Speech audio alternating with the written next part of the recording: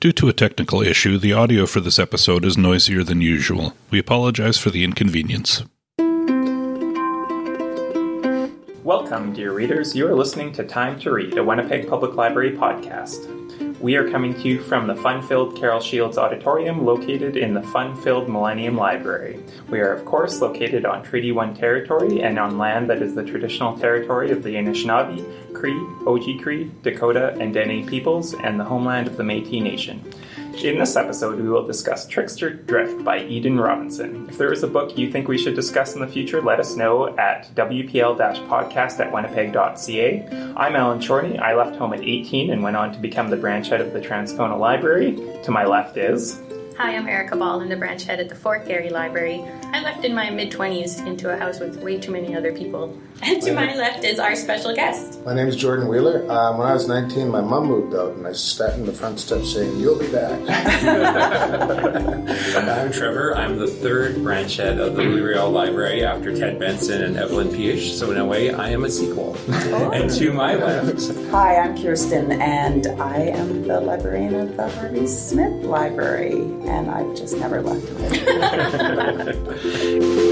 A good book can carry me away from an average and ordinary day, yeah. So keep it down, leave me alone, close the doors and turn off the phone, 'cause all I ever really need is a little more time to read. And you, dear readers, we couldn't do this without you. It's your questions and comments that form the heart of our discussion, so make us laugh or make us cry by emailing us at wpl-podcast@winnipeg.ca or leave a comment on our website, wpl-podcast.winnipeg.ca. Find out if your comments made it on the air by subscribing to Time to Read on iTunes, Stitcher, or your favorite podcast service. In a moment, Kirsten will start us off by giving another brief bio of Eden Robinson, followed by Erica, who will spoil everything with a brief synopsis. Then on to our discussion, which you can get in on by emailing us at wpl-podcast@winnipeg.ca. Don't forget to stick around to the end for our special segment, Nerd Word for Word Nerds. We wanted to take an opportunity to introduce the fifth voice on our podcast this month. Jordan Wheeler is from George Gordon First Nation. He has been writing professionally since 1982 and working in film and television since 1984. He's written several books, including Just a Walk and Brothers in Arms. He has also written, story-edited, and show-run television dramas, including North of 60 and RenegadePress.com. A member of the Winnipeg Indigenous Writers Collective, Jordan has been nominated for and won numerous awards, including a scriptwriting Gemini. Winnipeg Public Library was lucky to have him as the 29th Writer-in-Residence this past year. You can find his books at your local bookstore and, of course, at your public library. Kirsten, over to you. All right, so this was a little bit of a challenge just because a year ago I wrote a bio for Eden Robinson when we did Son of a Trickster. So I wanted to do something a little bit different, but you can see the original bio if you go back into our podcast archive. But so I wanted to find a bit more information about Eden Robinson, and I started listening to something called Fainting Couch Feminist Podcast. I just have to make a point of mentioning this. They interview women and non-binary artists about a range of topics: gender, politics, love, literature, in a podcast best suited to bitches, witches, and anyone who's ever been called hysterical. Anyway, this is such a good interview that they do with Eden Robinson, so I encourage you all to listen. Maybe we could link to it in our... I will definitely link to it. You can hear her amazing laugh that one always reads about when you're reading interviews with her. So Eden Robinson is an award-winning writer who grew up in the Haisla territory near Kitimat Village, where she still lives today. She is a member of the Haisla and the Heiltsuk First Nations. She knew in grade 11 that she would be a writer when she read aloud a short story / fan fiction she had written as an homage to the movie Scanners, and it went over super well. And she said, "The class loved my fan fiction horror story of moody teens with the power to explode your head with their thoughts. And it was the first time I'd ever been considered cool." Her first collection of short stories, Traplines, was published in 1995, and she followed it up with Monkey Beach in 2000, which has been made into a movie, for which she has written the screenplay, and it's being filmed in her hometown of Kitimat, directed by Métis Cree director Loretta Todd. It's not yet released. I was looking online trying to see. In an interview with CBC, she said that the audience she writes for are her cousins. And she says she pictures her younger cousin in her head when writing and what kinds of stories they would like to hear. And by the way, some of her cousins are the band The Snotty Nose Res Kids, who were just longlisted for the Polaris Prize, and they performed at the launch of Trickster Drift. Yes, and so that is Eden Robinson, winner of the prestigious Writers' Trust Fellowship as well in 2017. Wow. She also wrote a really cool bio at the end of the book that I encourage you all to read as well. It's quite fun. Yeah, for sure. I really love that she has somebody in mind when she writes. Yeah. I like knowing that kind of thing about an author. Because I often wonder that. Like, Yeah. Who is your audience? This is a big Yeah. question for writers. Who are you thinking about? Okay, so this synopsis was adapted from the jacket of the hardcover edition. In an effort to keep all forms of magic at bay and live a straight life, Jared, 17, has quit drugs and drinking and moved to Vancouver for school. But his troubles are not over. Now he's being stalked by David, his mom's ex, a preppy, khaki-wearing psycho with a proclivity for rib breaking. His hard-partying mom, who's also a witch, cannot protect him from afar. A year sober, Jared struggles with the temptation of drinking, the pressure of his new classes, and the need to find a job that doesn't involve weed cookies. He needs to figure out how to live with his Aunt Maeve, who has been estranged from the family since trying to rescue him as a baby from his mother. An Indigenous activist and writer, she is blind to the real dangers that lurk around them, the spirits and supernatural activity that fill her apartment. As the son of a trickster, Jared is a magnet for magic, whether he hates it or not. He sees ghosts. He sees the creature that comes out of his bedroom wall and creepily wants to suck his toes. He also still hears the trickster in his head, and other voices too. When the David situation becomes a crisis, Jared can't ignore his true nature any longer. Okay. There we go. Yeah, that is really good, actually. Really good synopsis. Have you mentioned yet that this is a sequel to Trickster Drift? I don't know that we... Oh, yeah. maybe listeners I might want alluded to it in my introduction, but no, It's that's a right. second of a trilogy. Second of a trilogy, yes. The third will be called Return of the Trickster. And we eagerly anticipate its release at some point. This one was supposed to be released in October, I saw, and it came out in June. No slight against the writer. Sometimes it seems like time. Right. Yeah, or they get pushed. Well, and I read too that Trickster Drift, that was what she first started writing. That was the short story, and then it just grew, and then she thought, oh, maybe it's a novella, and then it just grew and grew, and then she started talking with her editor, and then they said, oh no, I think it's actually a trilogy. And so she started with the Trickster Drift story. Oh, and Son of a Trickster was then like a prequel, although it came out first. Right. Interesting. Yeah. That is really interesting because I thought that this book, like I really liked Son of a Trickster. I liked this one even more. I felt like it had so much more like stuff in it, like stuff that you can really get into.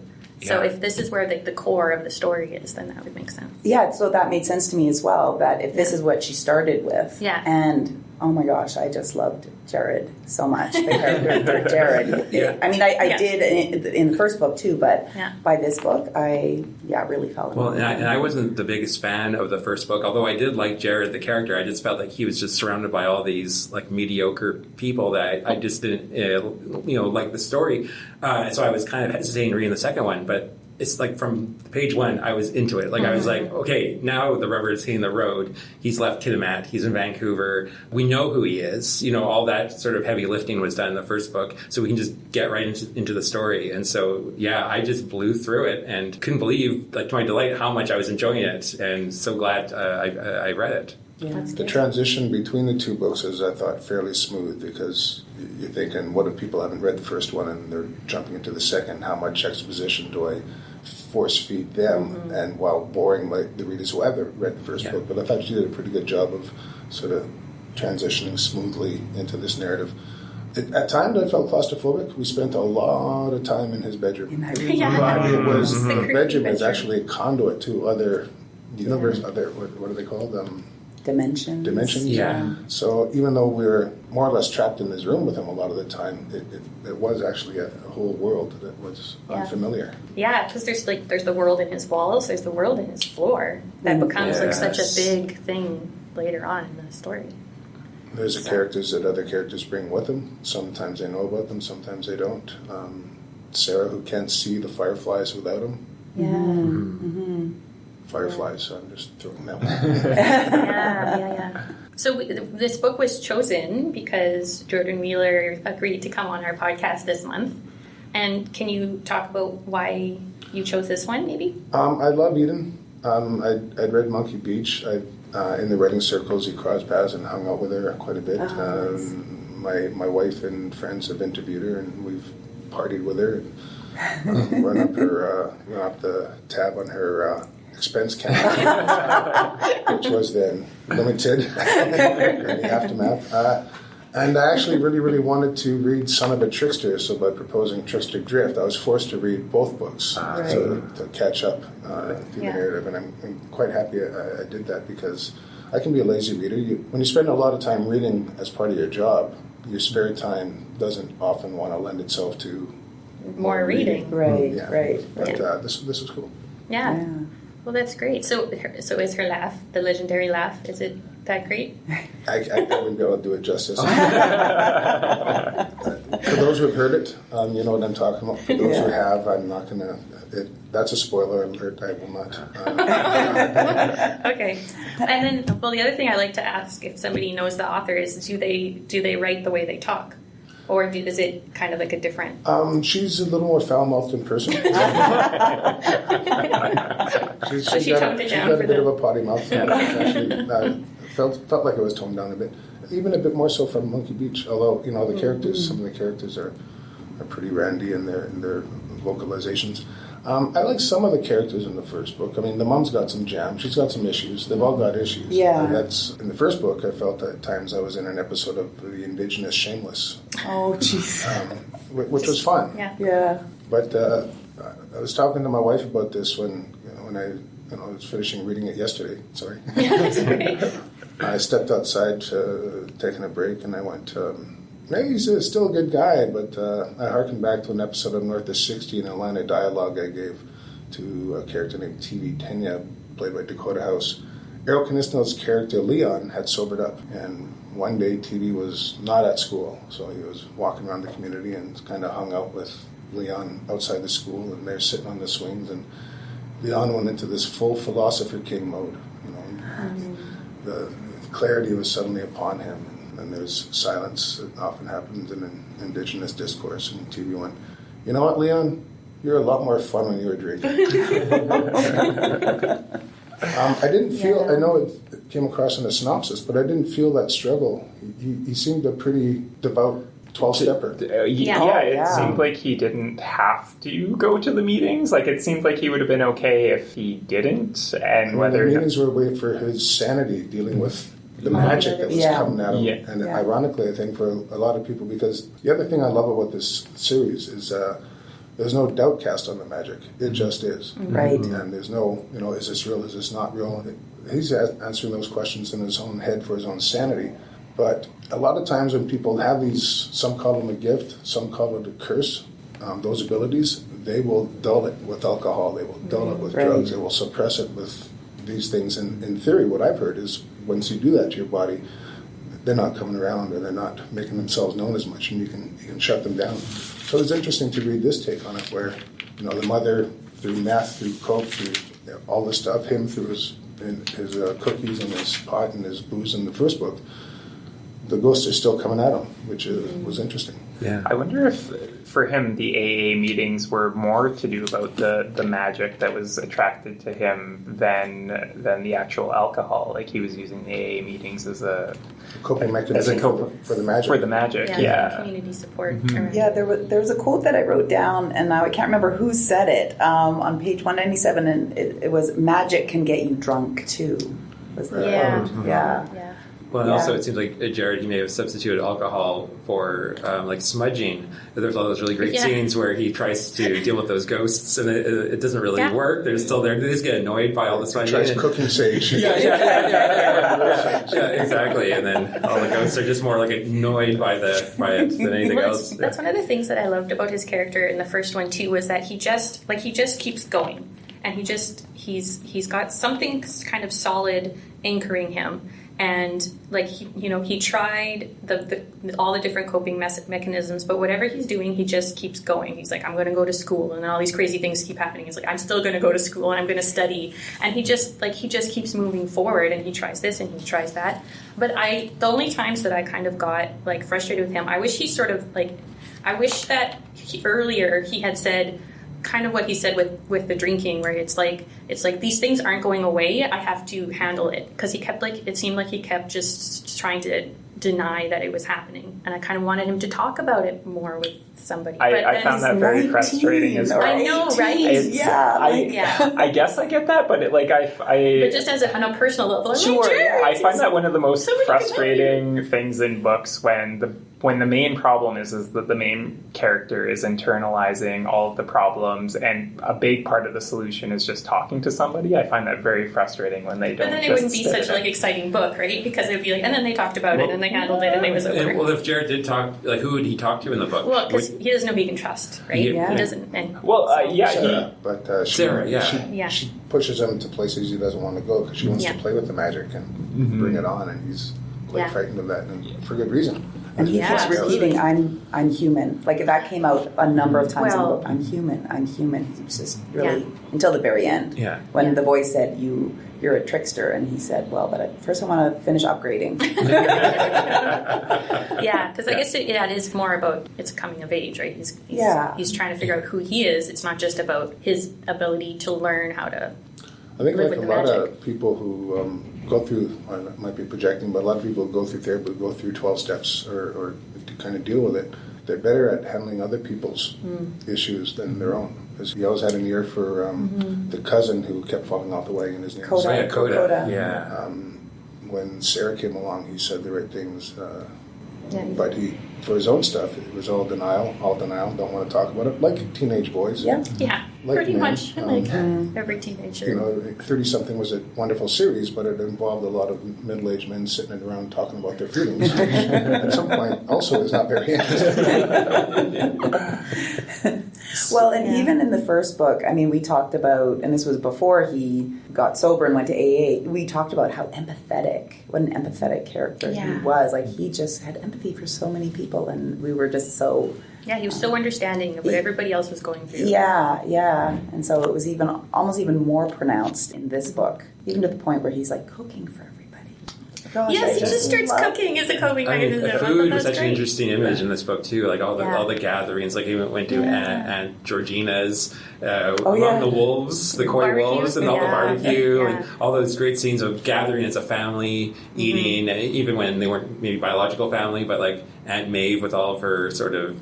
I love the invented family. Her invented family around that and apartment house and everything. Yeah, I just loved all those. Like, it's almost like the book could have been called "Jared Makes Friends," and it's just he finds his family. Absolutely. As somebody who's come to cooking later in life, I was the spaghetti meat sauce, just the easy. That's what I still am. My culinary artistry has evolved in the last few years, and so I kind of connected to that. But it's also, I think, on a deeper level, and he mentions it when Nika comes along and cooks for him, and there can be medicine. Food is medicine. Yes. And so there's a lot of power when you cook for other people. Yeah. That's why at feasts we smudge all the food, we smudge all the utensils, we smudge all the serving elements to make sure it's, not to sound cliched, but coming from a good place. Right. Mm-hmm. Well, yeah, because he did say when Nika cooked for him, he said... was reticent about... But he also said, nobody had ever cooked for me before. Yeah. Except the mum, that one. Maybe didn't which was really an awkward... count that the angry, resentful spaghetti dinner. Right. I really like Nika as a character when she showed up and she forced herself into his life, and then when Jared was still traumatized by the otters, and then she distinguished that they were different otters. So it was all like hashtag not all otters. You know, there's the lake otters and the river otters, and we're not at all like them. The scary river otters from the first book. Which one of the questions we asked was Trickster Drift has been described as a funny, scary, and magical. What's your funniest, scariest, or most magical bit? So I just want to bring in a comment from one of our readers.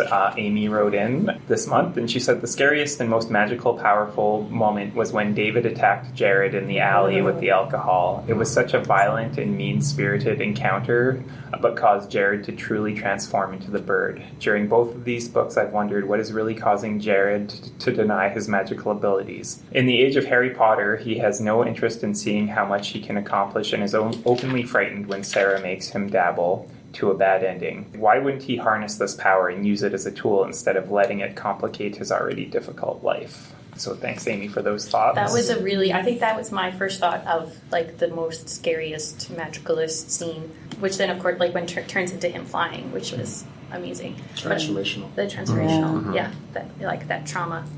But that scary attack. Oh, that attack was just, well, David, anything with David was what's he going to do? Yeah, and using the alcohol, too. I know. But the idea, too, that it was almost like a rebirth in the way that he was back at day one, but he was a different person. But it was in a negative in a way, right? Because it wasn't of his own doing, but he was like, okay, now this is a new beginning for his therapy, for his recovery. I have a side question about it, though. Like, did he turn into a crow or a thunderbird? It's a raven. A raven is what I thought, Yeah, okay. For much of Dene culture, the raven is the trickster character. In Okanagan country, it's coyote. In Anishinaabe, because there's no snow on the ground, I'm not going to say that person out loud. The Cree have our own trickster character because there's no snow on the ground. I'm not going to say that name out loud. Some are shapeshifters, some aren't. Some are genderless. It's different from culture to culture to culture. But they're sort of the Jesus Christ, if you're a Christian, but not just Christ. If you look at how Judaism, Islam, what's the other one? Judaism, Islam, Christianity. They kind of split their main character into two. So you got Christ, you got Satan, which are modern Luke Skywalker and Darth Vader are modern incarnations. In the indigenous world, we kept that being whole, so it encompasses both the yin, the yang, and it's internal. And so they don't teach us; we learn from their mistakes to a degree. And I think it's at the DNA level. We're a duality. Our DNA molecular structure is a double helix. So I think it's both. Yeah, it's not a false binary of good and evil. And you see that with the... it's about balance. It's about balance. Internally, between people and with your environment. And I really liked that. Yeah. I really liked that about a lot of the characters, too, where, like, they were the super powerful, scary ones. They just wanted to eat, or they wanted to feed their family. You know, they started to eat people that we liked, but it's that same sort of thing. It's like it's the way you look at it. It's like, instead of these characters were all bad and these characters were all good, which I really liked. Yeah, and you didn't really know their motivation because their motivation was complicated. It was complex. That they like Aunt Georgina, you know, at the end, like, she turns into a literal monster. But at the same time, when her grandson he said, "Are we going to eat Jared?" She's like, "Oh, no, he's family. That's right. You don't eat family. You eat them." And then, you know, we're just going to go eat all these dolphin people, you know. Exactly. But even at that moment, when she almost seemed so powerful and almost villainous, she kept it in check, saying, "Oh yeah, no, you know, family looks after family." And qualified though, she did kill him and eat him several times. That is true. After she was mad. Yeah, she was so mad. But I mean, yeah, you start talking about that, though, and you get into, you know, like, the ethics of eating meat at all. You know, like, what do we decide? What gets eaten, what doesn't? Vegetarians and vegans have, you know, a very different perspective than people who eat meat. Even in terms of eating meat, like, there's some cultures that will eat dogs and horses, where in North America that's completely taboo. Yeah, although some people eat horses. I'm saying, they said basically the same thing. I've heard things. I might get in trouble for saying this, but I'm going to say this because I'm part of Assiniboine, which is part of the Dakota, Nakota, Lakota world. When the bison were destroyed, which was a tangible effort to remove their food source, force them onto reserves, they were forced to eat their dogs. So now at feasts, they'll cook up a puppy just to honor those times. And I got in trouble when I was little once because I saw a couple of puppies tied up to the back steps outside the kitchen. I started playing with them. Apparently they'd already been smudged and cleansed. And I literally got in trouble for playing with the food. It's all fluid. It's all a fluid concept. Who's vegan at the do we have a... No, I don't think we don't think we have a here. vegetarian at the table. Any vegetarians? No. Nope. I dabbled Sure. for about a year. There's a potato. What do you possibly only eats potatoes? Potato area. Bananas. I've given up pork, but if I can get my hands on some caribou, man, Yeah, the red meat I try to limit. But how long were you a potato-arian? I can't remember. What was it? 2 weeks? 2 weeks. 2 weeks I ate nothing but potatoes. Yeah. And Just so I happened don't to be the 2 recommend weeks it. over a barbecue. Yeah. I think that part of where the frustration comes from with the character, because that's always the way we do it as dramatists. Nothing comes easy, and the final hurdle is typically an internal hurdle, an emotional, growth. But I think I don't know if any of you remember the ACOA acronym, Adult Children of Alcoholics. He's growing up in mayhem, and there's alcohol, there's addiction all over the place. So seeking normalcy has always been his outer motivation. Yeah. And being human is, once magic kicks in, he still is trying to steer towards normalcy, whatever normalcy he can. And even towards the end, where what's that goes to, and he's fine. And, how much of it is normal? How much of it is, and the abnormality, the magic just compounds and compounds and compounds, and he's left trying to juggle 15 ghosts and 3 demigods and interdimension in his floor, and how to feed them all too. The marshmallows. He lost a toe. And previous one. But he'd also figured out how to feed some of these Roasting ghosts, marshmallows. right? Roasting the marshmallows, and then he just that became part of his. Part of his day as well. Making that great bargain with that one ghost. It would tutor him in physics, and let him watch Doctor Who and the Science Channel. Yeah, that was great. Yeah, I liked it when his name was Bathrobe. I was kind of disappointed when he stopped being Bathrobe. Yeah. I think one of the most poignant characters for me is Shu, because we get that little glimpse into protect the family, and she was with Eliza, she was with Olive, she was with the next mother, and Jared glimpses all the way back to her death, the smallpox epidemic that wiped out much of the West Coast and created what we now know as BC. I think that was one of my favorite insights, was that character and how she was always, well, first that when you find out she was dead, that she was a ghost, and then when you found out more and more and more about her, it just, I don't know, it gave that time perspective to the whole story. Generational. The generational perspective. And while we know trauma is passed on through intergenerational genetics. I mean, was she the character that was able to curse? Like, did she put the curse on Aiden? The little girl ghost. Aiden, I think, the boyfriend, and she really wanted Jared to curse. She wanted his help, and he just wouldn't. I'm human. Yeah, and there were other things that did that, where there was a comment about Maggie's mom having been experimented on. He's like, how are you raised by somebody who was experimented on? And there were just things like that in this book that really kind of like gave more context than we had in the first book. Yeah, because a lot of some of that context we got in the first book was through Sarah because of her activism, and there was like lots of talk of I'll know more and things like that. But this was more, it was deeper and and more just showing the intergenerational trauma and dropping us hints that what might be coming down the pipe in the third book with talking to Aunt Maeve. She doesn't talk to Grandma or whoever it was, and all the good reason for that. Without any elaboration. So it's like, it's going to happen. Yeah. I was when it ended, I was like, what? That's the ending? What? And then I went right away to see, can I just get the next book on order, but it's not even... So we're totally going to have to do the third book, right? I guess That's why you can't do 2 out of the 3 and then say, oh, sorry. Finish the trilogy. So speaking of the fact that this was the second or the sequel, one of the questions we asked was, what do you think about sequels or second books or movies in trilogies? Do they work? Are they ever better than the first ones? And we did get some comments. People wrote in.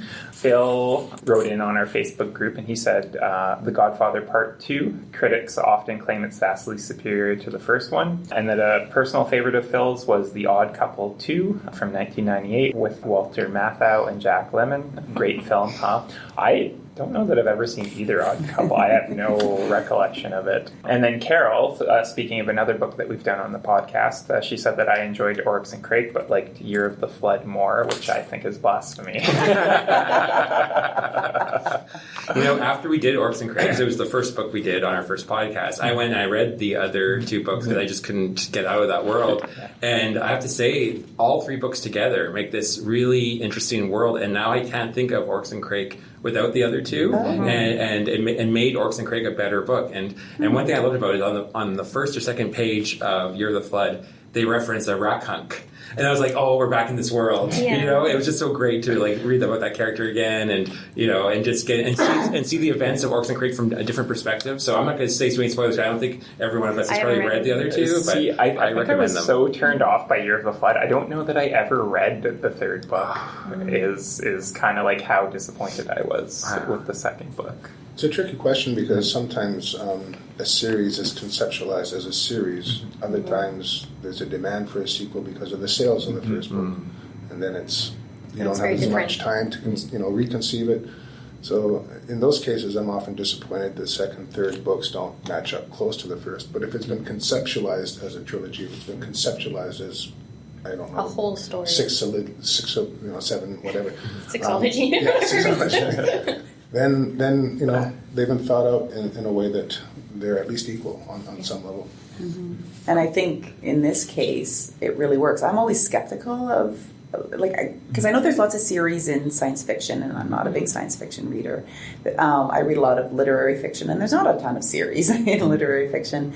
But I think in this case, because, and especially if she wrote Trickster Drift first, I think maybe that's why this, for me, is the stronger. But maybe I like it even more because of what she set up for us with Son of a Trickster, and really laying the groundwork for Jared, who I think is just propels the whole story for me. One of the weaknesses I thought of Son of a Trickster was that it took so long for the magic to kick in. Oh, see, that was good for me. No, see, I went like, oh, why are we still hearing about this guy's horrible life? And then when the magic started happening, I'm like, okay, I'm here for this. So then when the second book started, all of that sort of world building had been taken care of, and we could just jump right into the story, and I was ready for it. But it made me think a little bit, talking about the three stories planned out. A couple of years ago, there's a lot of controversy about the second Star Wars movie of the new trilogy, The Last Jedi, and for good or bad reasons, some people didn't like it. But what was interesting is that J.J. Abrams did the first one, The Force Awakens, and he had sort of planted all these seeds in that movie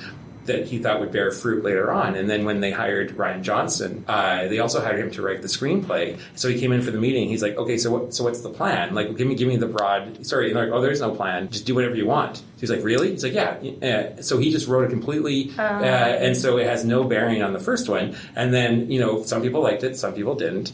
And then they handed it back to J.J. Abrams, where he's like, thanks a lot, and now I got to salvage something. And so now he's written the third one. So that's going to be very interesting when that movie comes out at Christmas, to see now what he does with Rian Johnson's stuff, and does he go back to the first one? And, what a mess. Yeah, so anyway, I'm just going to throw that out there. I was really happy that book publishers don't say, okay, you writer, you had the first book, write the second book, and then you can come back and write the third. Yeah. But I think that's the interesting point, is that when the question about is the sequel better or whatever, the ones that I thought of right away where I liked the second one better were ones where it was a trilogy. That's how it was conceived. So, the one that I mentioned on Facebook was the Two Towers of the Lord of the Rings trilogy, because that has the Ents, it has Saruman, it has all these really cool things going on, and you don't have all the setup, and you don't have all the wrapping up at the end. But then I was thinking that there are sequels that I didn't like as much as the first one. The first Harry Potter book is the best Harry Potter book. The second one was...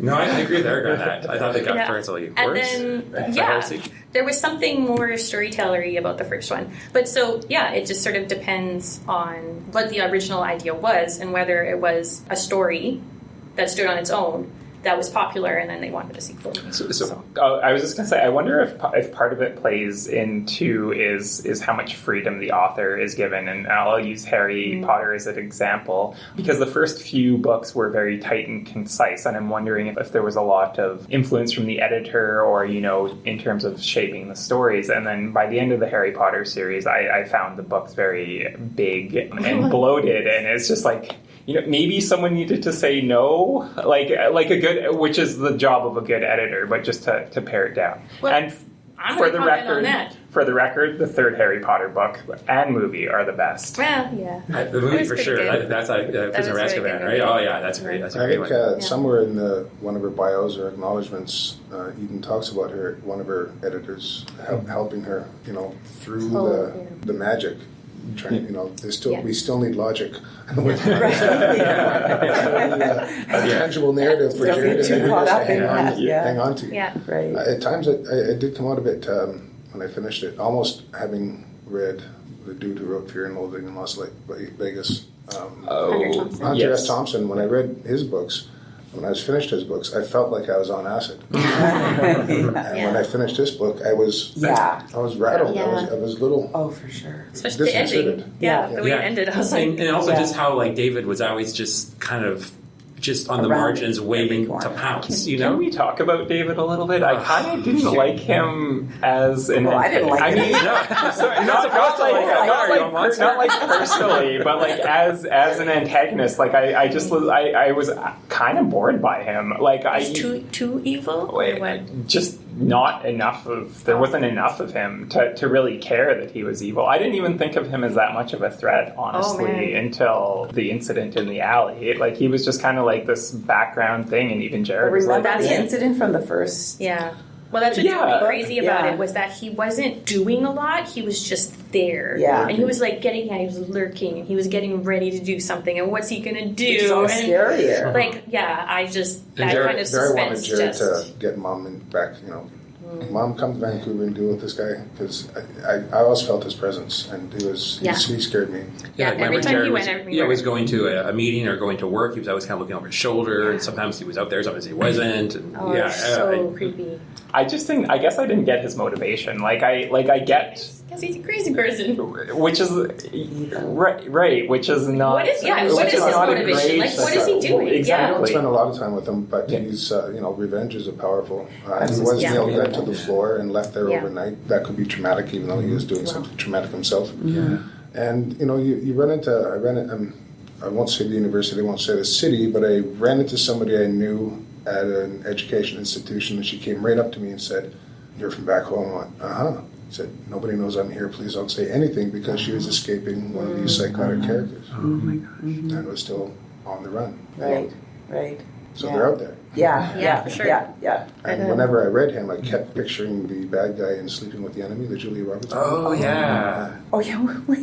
Whenever I'm in my bathroom and I fix the towels on the towel rack, I'm like, why does that matter that it's even? It's just like that guy. We were talking earlier about seeing movies more than once in the theater. I saw Sleeping with the Enemy, I think 2 or 3 times in the theater. What? Yeah. Like that movie really hit home.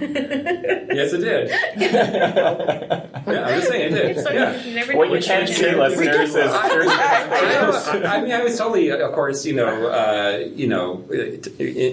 the Julia Roberts character and her play, but then she also had that friendly boyfriend chap, the bearded fellow who was like a drama teacher or something, got her a job at the library. Do you remember that part? Library shout-out. I forgot about that part. Yeah. Speaking of Julia Roberts and Julia Roberts movies, I'd like to bring back I like that Kirsten mentioned Scanners again in her intro, because if you'll remember, that's our 6 degrees of Kevin Bacon, is that Julia Roberts was in Scanners with Kevin Bacon, and that whole... Oh, I knew that. That's why I brought it in. I know. That detail.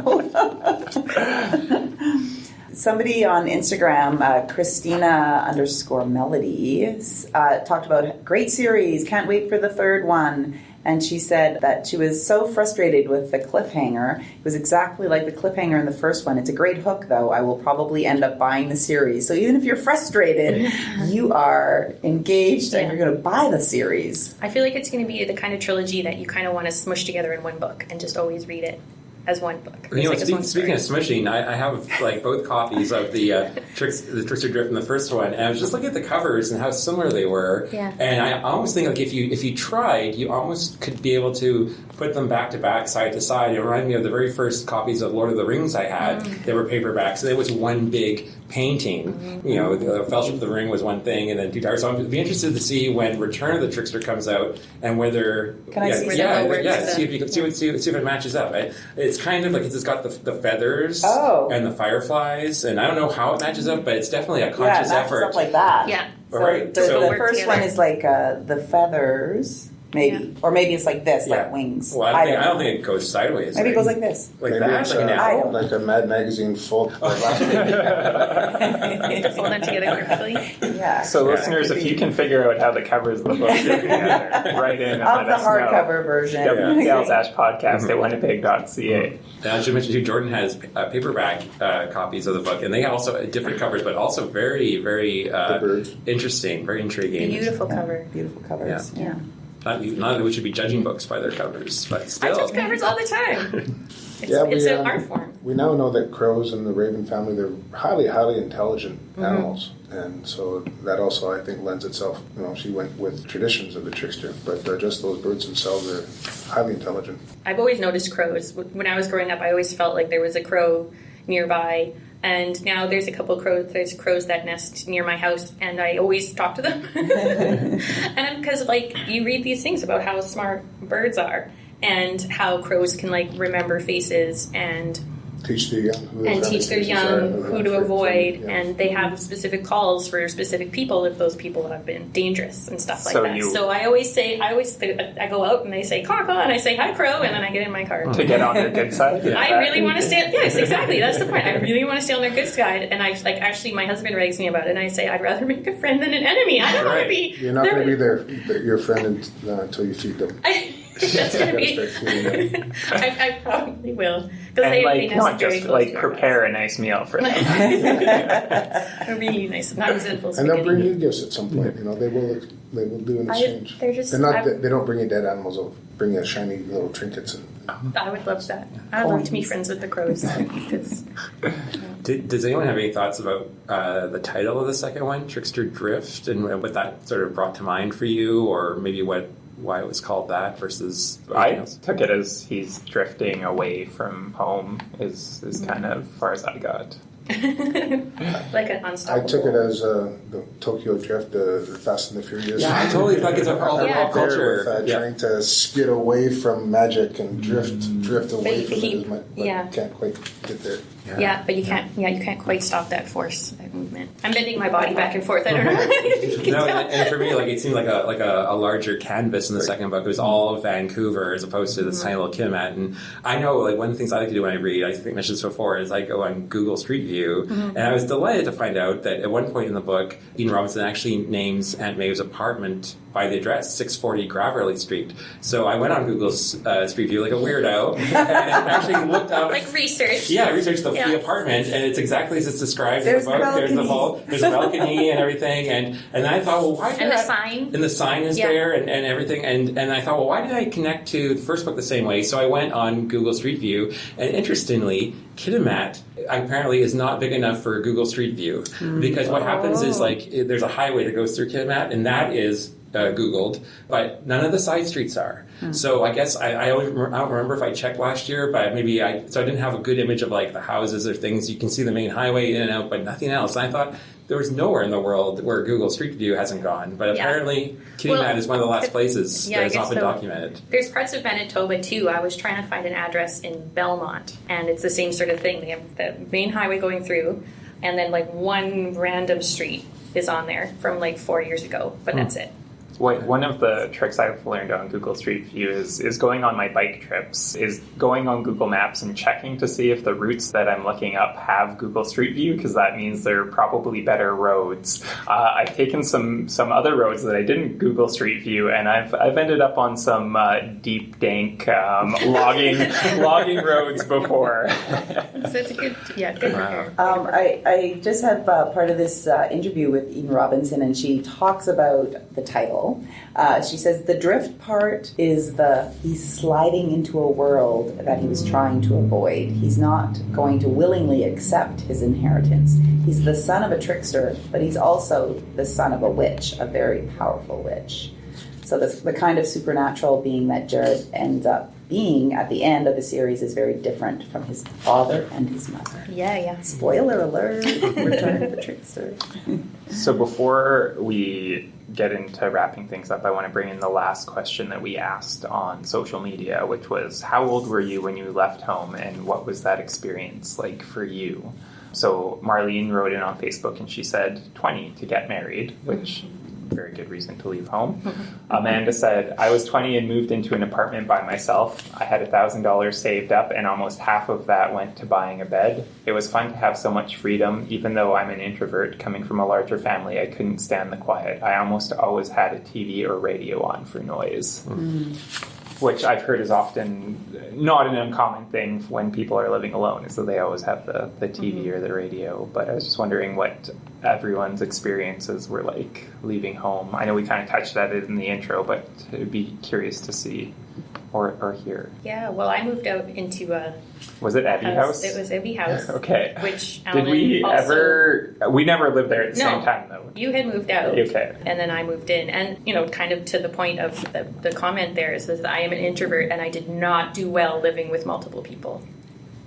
At all. There was just way too much going on at any one time. What's Abbey House? So Abbey House was a house on Abbey Street that some friends that I met at university were living in. And one of the ways that I know Alan from back then was that he was living there. I was living there. There was this whole weird mishmash of groups of people. No, just a house. friends. Just Winnipeg. It's like 3 bedrooms and 3 bedrooms and a basement. It honestly started with a bunch of people who decided that it would be fun to live together, but it really, in retrospect, was a bad idea. Yeah. It became like a rotating people moving in and out, and so that didn't last very long for me. I wasn't kidding earlier when I said I was 19 and my mom moved out. I still in the house that I grew up in since 1977, and we lived next door before that since 1972.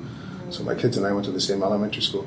The only thing I can compare it to, I guess, is when I actually had to leave the house. I go work in Calgary for 4 years. That was the first time in my life I actually had to go. The first wife made it clear there was no guarantee she was going to follow me out to this far place out west. But I managed to find a townhouse, and they did eventually move out. The kids came, and eventually the cats came over. Everyone trickled yes, over. Gradually, the slow migration. Yeah. Oh, and she, Maggie moved to Winnipeg in the book, didn't she? Yes. She kind of liked it, North so that End was gets good. a shout out. I love that. Yeah. So for me, I was 10 years old when I moved into the basement room, and I was so scared down there. I lasted one night. I moved back in with my brother upstairs. But then when I was 12, I moved back into the basement room, and I stayed there That was until... the right age. What's that? That was the right age. That was the right age. 12 was better. And that was great. I had an ensuite. I had a great setup down there. So that's why I stayed until I was in my late 20s. And then I left when I got married. See, so, yeah, we have the privacy. That's so straight, because I grew up in the PAW. So when I turned 18, if I wanted to go to university, which I did, I had to leave home. But I just had it in my mind. Like, growing up, I was like, when you turn 18, you're an adult. You move out on your own. That's what people do. And then I moved to Winnipeg, where nobody moves out at 18, and it was very confusing for me, and ended up making friends with other people who didn't live in Winnipeg, because we were all lost 18-year-olds living in the city by ourselves, where I guess a lot of locals just have the ability to stay at home until they're in their late 20s.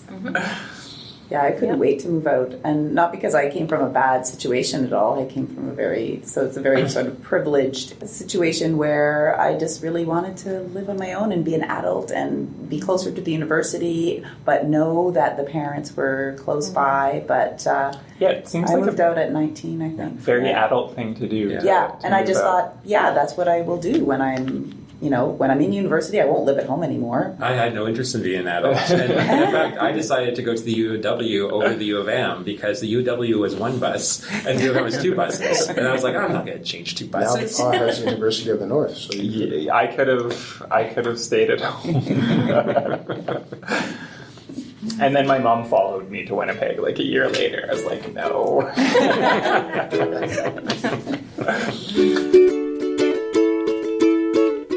Celebrate summer reading at Winnipeg Public Library by registering for the TD Summer Reading Club. We invite children up to age 12 to visit any branch to sign up and get a free bilingual English-French reading kit that includes activities and a reading calendar. You can explore recommended reads, track your reading, earn ballots for draws, and write stories and book reviews.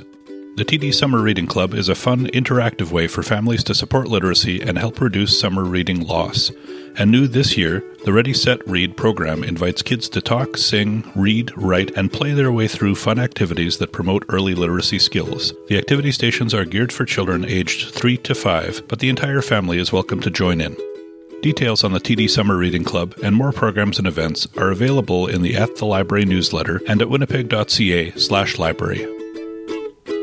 Now it's time for our most awkwardly worded segment. Can you tell me a book that you would also like? So we're going to do our book recommendations. If anyone would like to start. Oh, yeah. Mine was Anansi Boys by Neil Gaiman, because it's also about gods and people interacting. I feel like last time I said American Gods by Neil Gaiman. But there's just something about that, the interaction of like the gods walking among us and stuff like that, that I feel, and the humor that I feel like is, if you liked Eden Robinson's books, you probably will like those. Yeah, I remember last year when we did Some Stricture, I picked Train Spying by Irving Welsh just because it was another story about overcoming addiction and a bunch of mediocre people trying to overcome. But this time I was full on into the magic, so I picked it. And this is technically a book, because there's a book in lyrics as well as music, but there's a new musical called Mythic. It's just playing in London right now, and it's written by Marcus Stevens, and the music's by Oren Eldor, and it's the story of Persephone, Demeter, Hades, Aphrodite, and Zeus. And Persephone, much like Jared, is a god or has powers, but didn't realize that when she was young, because she was raised on Earth, unaware that she had these powers, so she discovers them as a teenager, just like Jared does. And she's tricked by Aphrodite to fall in love with Hades and is stuck down in the underworld. And, she makes the best of it. And I thought the one line from the last song in it is, "You have to leave your mother if you want to come home." And I thought that also ties in nicely with the whole Jared story. So, Mythic, new musical. Cool. Do you have a book you'd like to recommend, Jordan? Just given the theme of the magic and stuff and getting into tricksters, Coyote Tales by Thomas King. It's short stories, but if you're looking at Trickster as an archetype, I think a whole series of stories there that really explores it. I'm going to jump away from the magic and more to the gritty realism. I'm going to recommend Requiem for a Dream by Hubert Selby Jr., which follows 3 semi-interrelated characters and their kind of descent into their drug addiction. And it kind of starts out I've heard it's kind of been described as an inverse story, so where it starts out fairly light and you just follow them in this like horrible descent of drug-fueled darkness. One of the 3 most depressing movies of it. Also, do not watch that movie with your mom. Top tip. Top tip. It just made me think of watching that movie, The Laundrette. Do you remember that? Watching it with my grandmother. The opening scene. Don't watch it with my grandmother. Anyway, that's another thing. I think after Son of a Trickster, I think my book suggestion was The Marrow Thieves, which I really loved. And I don't know why I kept thinking of that book when I was reading this one too. But I don't know how often talk of UFOs comes up when you're like having a family at the family dinner table, but it comes up around our household quite a bit. That checks out. Yeah. So we were having gelato last night, and we were talking about Trickster Drift, and we were talking about magic realism, and then, of course, we were talking about UFOs. Because my sister's partner is Jeff Dittman, who is one of the writers of the Canadian UFO Report, The Best Cases Revealed. Nice. So, also our conversation last night has also influenced my nerd word, but that'll come later. So this is a collection of the best stories of UFO sightings and reports in Canada. You're already looking so skeptical. I know. I have so many questions. Okay. Many questions. Okay, and in there's also the story of Vulcan Lake, and so before he wrote the book, and he still works on this now, there's a UFO database, and every year they get all the sightings from all people, contact them, and then they put this all into a database that you can also access, and then they do an annual report. And that was actually Isaac's, one of his first paying jobs was inputting data into this database. Isaac's my son. While we're on that sort of connecting the dots with all things magical, UFOs included, I'd throw Monkey Beach in the mix as well, because there's the Sasquatch is explored in a way that in this one we explore Trickster to a degree. Yeah, and there I'd have to also bring up my brother-in-law Jeff, because he is just fascinated with Sasquatch, like everything Sasquatch. There's a couple of writers I can put him in touch with who I have done a lot of research with. Yeah, I'll have to.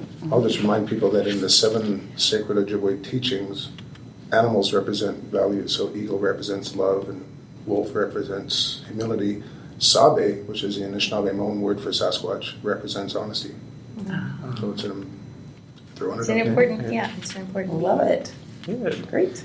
All right, and now it's time for everyone's favorite segment, Nerd Words for Word Nerds, the part of each show where our hosts boil down their most prevalent thoughts of the past month into one word. So anyone itching to put their word out there? I like to go first when I can, because then I can just listen. Yes. So I was reading Louise Penny, and there's a scene where the Chief Inspector Gamache has his dog and meets another fellow, and the fellow sort of instinctively goes down on one knee to say hi to the dog. And so he's thinking about, that's my impulse too, is to genuflect in front of the dog. And I'm like, well, that's true for me too. I see a dog, I want to go down, I want to say hi to the dog. So then I started to the word genuflection was going through my head, so I wanted to look it up. So that's my word this month. So genuflection is the act of bending at least one knee to the ground. From early times, it has been a gesture of deep respect for a superior, so it's kind of funny when it's a dog.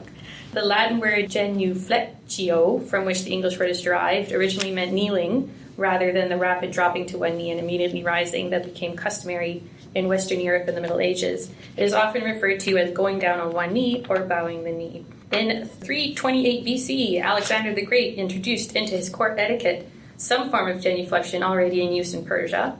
In the Byzantine Empire, even senators were required to genuflect. In medieval Europe, one demonstrated respect for the king by going down on one knee. It is traditionally often performed in Western cultures by a man making a proposal of marriage, which I hadn't thought of. And then moving out of the house for the first time. And then Merriam-Webster pointed out that it's formed from genuflectere, formed from the noun genu for knee and the verb flectere to bend. And it's the ancestor of a number of common verbs in English, such as reflect, to throw back light or sound, and deflect, to turn aside. So that was my genuflection.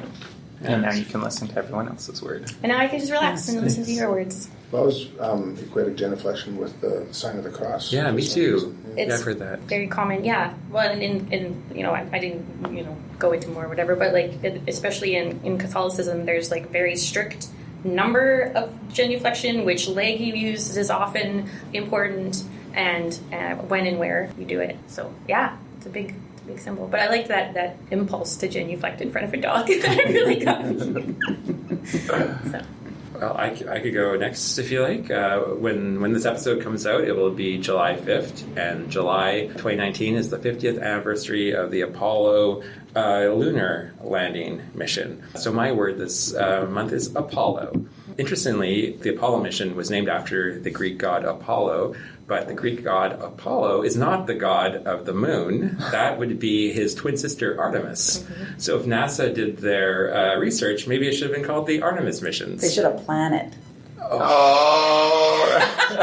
Also, with our family gelato eating, we had a lot of jokes and a lot of NASA. So it shows me crazy that moving right along. The Greek god, he is the Greek god of healing, medicine, music, and poetry, and later on became the god of the sun when he would pull the sun across the sky in a chariot.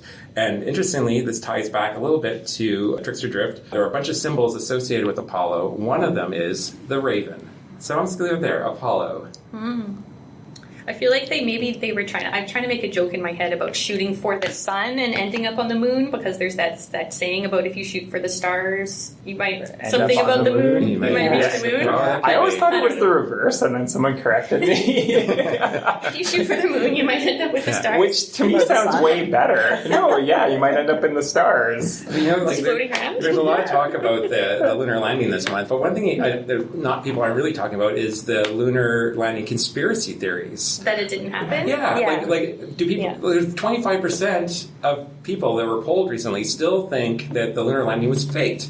Mm-hmm. Remember, there's that whole thing like with Stanley Kubrick, where they're like, did they hire him to forward? 25% of people, I feel like, there's always going to be 25% of people that believe any kind of specific thing. That's a large chunk of people, right? That's why we have conservative government. 1 in 4, yeah. Although when I did watch a documentary suggesting the Apollo missions were faked, I'm a fairly gullible person. By the time the documentary was over, I was a believer for a good half hour. This is probably telling too much information, but my wife actually does not believe the lunar landing happened. She's very skeptical. Seth likes to yell about it not happening, but I don't know if he actually believes it. He just likes to be contrary. I'm not sure if Marla just does it to get my goat, or if she genuinely believes it. But yeah, she's gone on record saying. I mean, it is an incredible thing, right? Yeah. To have done. But I saw somebody say somewhere that for them to fake it, there would be so many people that would have to be in on it. It would actually be easier to go to the moon than fake going to the moon and keeping it a secret. But that was Area 51. That's true. Exactly right. Yeah. Yes. Before we wind down this giant rabbit hole. And the book on Area 51 is right next to the book on the Canadian UFO report on your public library bookshelf. Full circle. And so my word is Fortean. So as we were sitting around eating gelato, making jokes and talking about magic realism and Trickster Drift, and Jeff talked about the word Fortean, and I had never heard that before. So it is named after Charles Hoy Fort, an American writer and investigator of anomalous phenomena. Mm-hmm. And I kept seeing that, anomalous phenomena. So anomalous means strange, deviating from normal. And phenomena, of course, a thing being event or process perceptible through senses. So, Fortean means a follower or admirer of Fort, or like Jeff, who investigates anomalous phenomena. Or you can also use it as an adjective, like ufology is a somewhat Fortean subject. Mm-hmm. Fortean. Neat. Who knew? Not me. Mine is the word pretty. I've always been a fan of the word pretty. No, but seriously. No.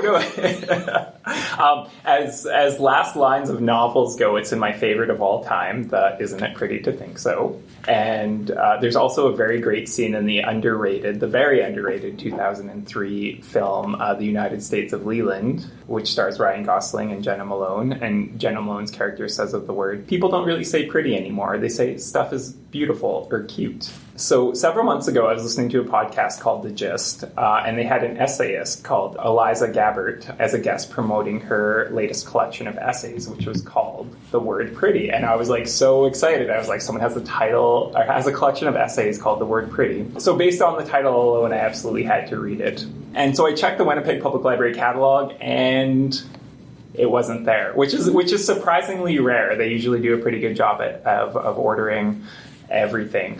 So I called up Phil and I was like, Phil, we have to order this book for the library. And Phil is one of our collections librarians, so he has the power to order books. He was kind enough to honor my request.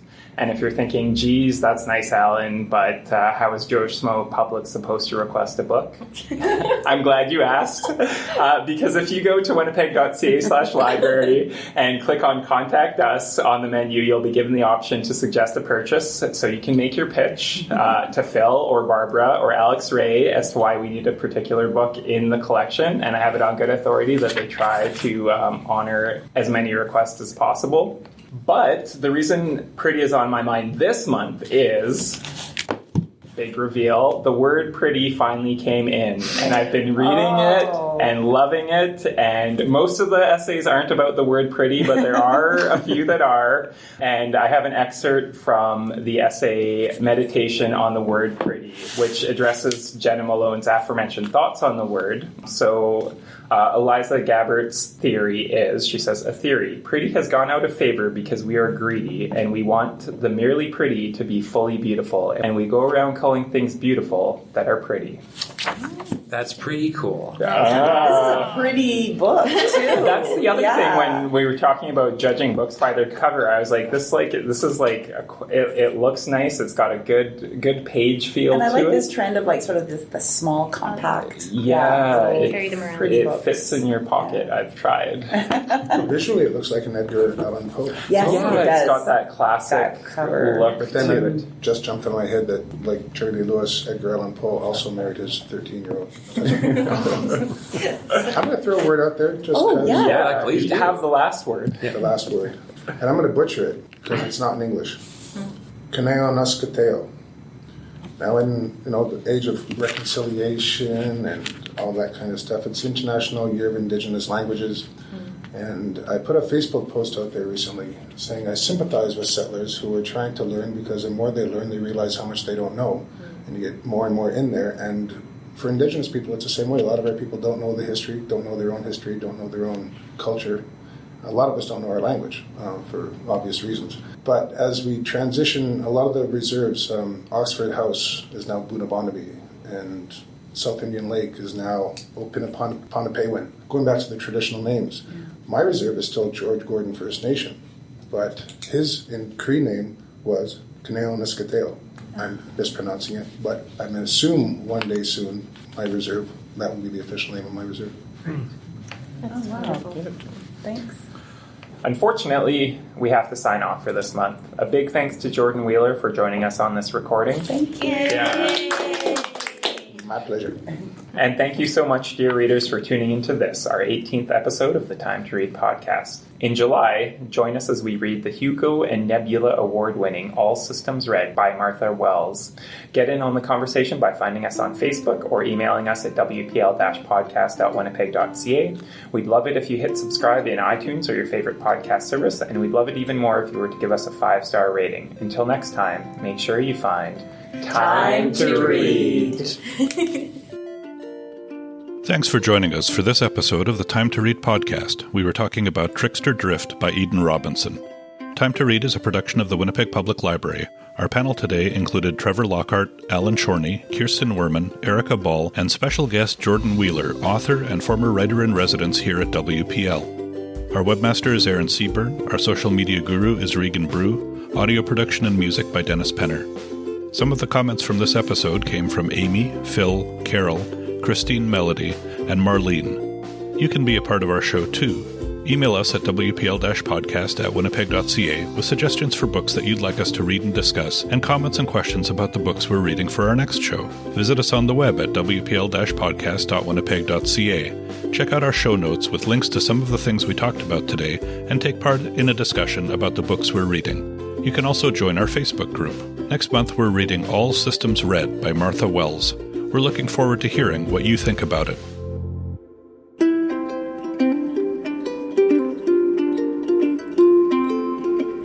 All I need is time to read. All I need is time to read. All I need is time to read. All I ever really need is a little more time to read.